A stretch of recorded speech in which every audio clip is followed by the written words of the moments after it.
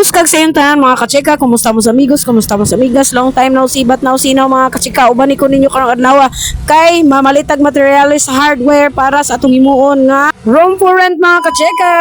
So for today's video mga kacheka, mag-cash out sa ta diri sa ato ang paborito nga cash outanan diri sa Kauswagan o kay nagbayad naman tong magrenta sa room nga among himuon.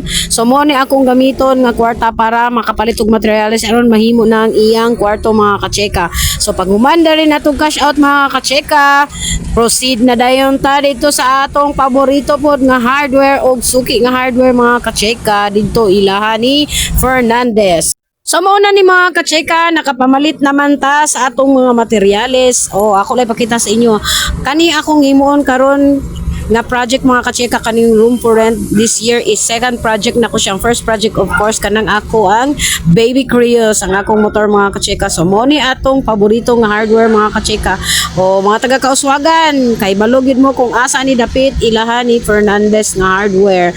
Along ra ni siya sa highway mga kacheka. So more to mga kacheka, daghan kayong salamat sa iyong suporta sa akong mga videos. Love you. Ambing tang tanan sa atong adlaw-adlaw nga binuhatan o giabot na gid ang akong mga order nga materials mga kacheka. Love you mo.